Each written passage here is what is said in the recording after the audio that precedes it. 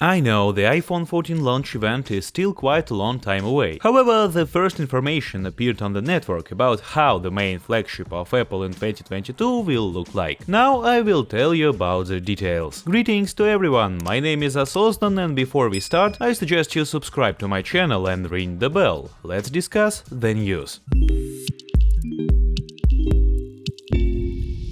Remember how the iPhone 14 was allegedly leaked before the iPhone 13 family even went official back in September 2021? Well, you may want to forget all about the futuristic Apple design with centered hole punch and iPhone 4 inspired circular side buttons, as the Cupertino-based tech giant is once again expected to play things safe this fall. Hot on the heels of credible looking schematics purporting to show a 6.1-inch iPhone 14 Pro with both a pill-shaped and a smaller round display cutout, the standard version of Apple's next big thing starts in a somewhat sketchy new leak of its own, revealing an extremely familiar appearance. Otherwise put, the unnecessarily large screen cutout used to accommodate the front-facing camera and Face ID authentication system since 2017's iPhone X is dead as far as Pro iOS handsets are concerned, but very much alive in terms of non-Pro and non-SE iPhones. That's of course if these freshly revealed computer-aided design renders will ultimately prove to be the real deal, which is never guaranteed with so many months left to Apple's next major product launch event. And new images don't exactly come as shock amid intensifying speculation of another safe play from Apple, which might equip the 6.1-inch iPhone 14 and 6.7-inch iPhone 14 Max with a good old-fashioned A15 Bionic chip instead of A16 expected to power the iPhone 14 Pro and 14 Pro Max. By the way, the non-Pro iPhone 14 Max, which could step in to essentially replace the unsuccessful iPhone 13 mini, is likely to look very similar to the vanilla iPhone 14, sporting a wide notch of its own and dual rear-facing camera setup. Sorry if you were expecting me to wax poetic about some subtle revisions or alterations to the buttons, ports, and other seemingly minor design elements that could radically change the overall look or feel of this thing, but at least for this time I don't have much to report on this front. The Lightning connector is almost certainly not going anywhere this year either, crushing both my USB Type-C and portless dreams all at once, and the headphone jack is not coming back from the dead. The physical volume control keys, alert slider, SIM card slot, and power button are all in their familiar positions, with their same old design and no notable additions or absences. For what it's worth, my smart price reports that the protruding rear camera model seems to have a thicker glass around it, which sounds like the kind of minor build improvement that you should never take for granted when depicted in image like this half a year ahead of phone's official announcement. Then again, it's probably wise not to be 1% sure of anything at the moment in relation to the iPhone 14. That includes everything from the unchanged dual 12-megapixel rear-facing imaging sensors, repeatedly tipped in contrast with 48-megapixel shooter of the 14 Pro and Pro Max, to an enhanced but still far from impressive 6 gigs of RAM. The satellite capabilities initially rumored to debut with the iPhone 13 lineup are also not etched in stone for 2022, and while the 6.1-inch Super Retina XDR OLED screen is unlikely to get a size or resolution boost, its brightness could be vastly improved with the help of arch rival and valued partner Samsung. Let's just hope there are also other meaningful non-Pro upgrades in the pipeline.